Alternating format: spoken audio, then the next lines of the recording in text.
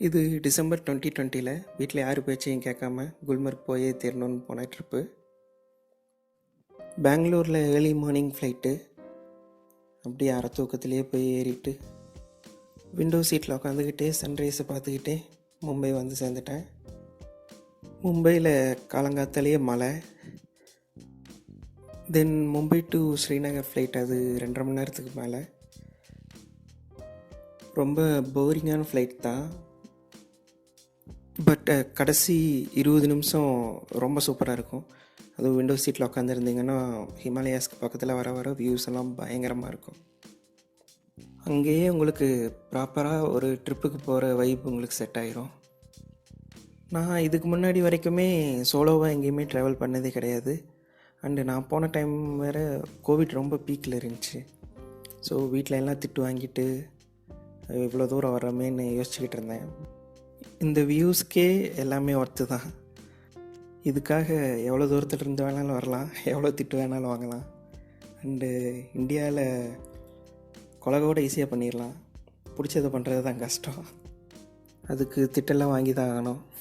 சூப்பராக flight land ஆயிடுச்சு. And runway ஓரத்துலாம் பாருங்கள் பனியாக இருக்குது. இதுதான் ஃபஸ்ட் டைம் இவ்வளோ பக்கத்தில் நான் ஸ்னோவை பார்க்குறது.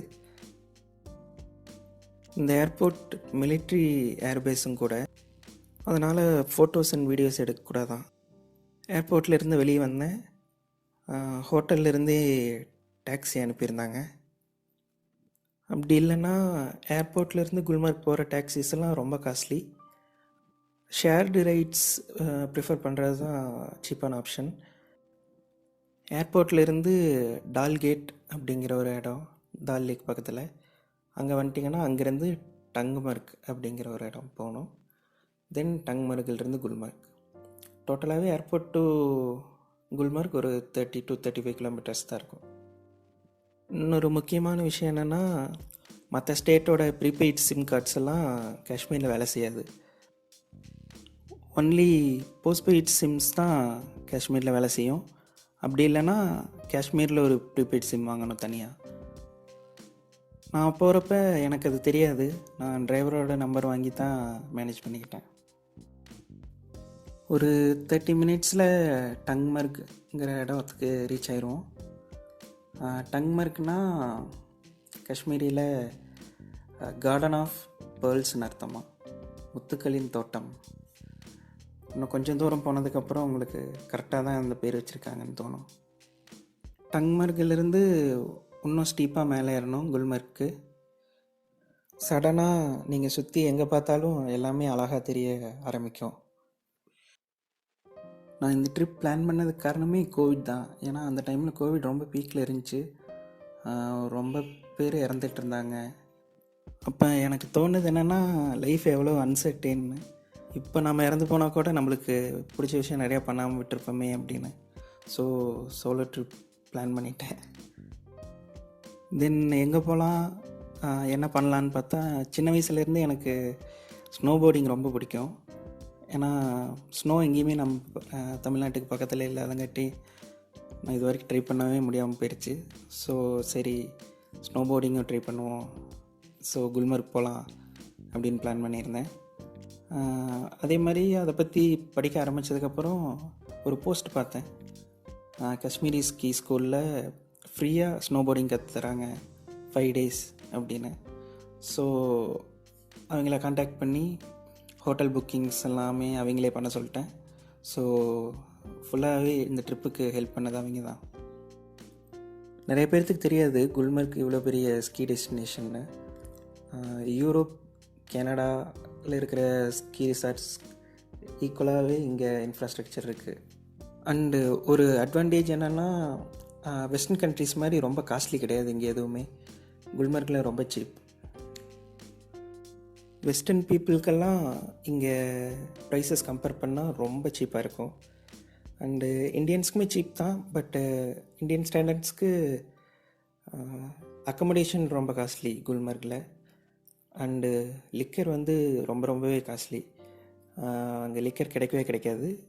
ஸ்ரீநகர்லேருந்து தான் வாங்கிட்டு போகணும். எப்போவுமே ஒரு கும்பல் சுற்றிக்கிட்டே இருப்பாங்க லிக்கர் தேடிக்கிட்டு. ஸோ அங்கே பிளாக்லேயுமே double the rate triple the rate தான் கிடைக்கும்.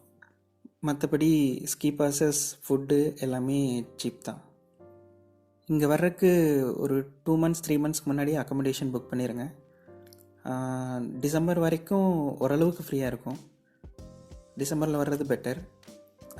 ஜான்வரி டு மார்ச் வந்து குல்மர்கில் எல்லா ஹோட்டலுமே ஃபில் ஆயிரும். ஒரு ரூம் ஒரு பெட் ஸ்பேஸ் கூட கிடைக்கிறதே கஷ்டம்.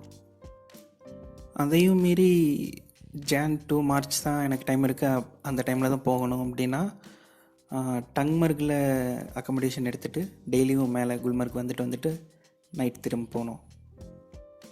இதுக்கப்புறம் வியூஸ் ரொம்பவே சூப்பராக இருக்கும். இந்த மாண்டேஜை பாருங்கள்.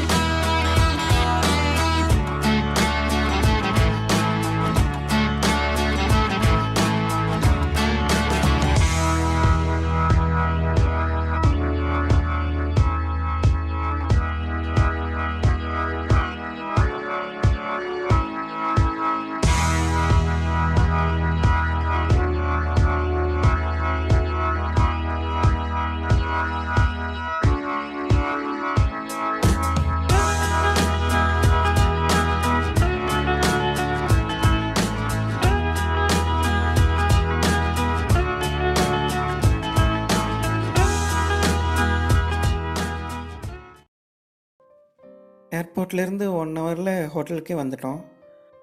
குளோபல் ஸ்கீ லாட்ஜின்னு பேர். காஷ்மீரி ஸ்கீ ஸ்கூல் வச்சுருக்கிறவங்களே தான் இந்த ஹோட்டலை வச்சுருக்காங்க.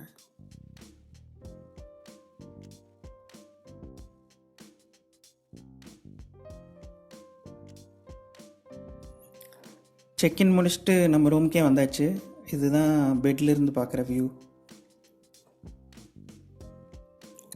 இன்னும் 10 நாளைக்கு இதுதான் நம்மளோட மார்னிங் வியூ. நாளைக்கு ஃபஸ்ட்டு டே ஸ்னோபோர்ட் ட்ரைனிங். அது எப்படி இருந்துச்சுன்னு நெக்ஸ்ட் வீடியோவில் பார்க்கலாம். வீடியோ பிடிச்சிருந்தா லைக் பண்ணுங்கள். நீங்கள் ட்ரிப்ஸ் பிளான் பண்ணுற ஃப்ரெண்ட்ஸோடு ஷேர் பண்ணுங்கள்.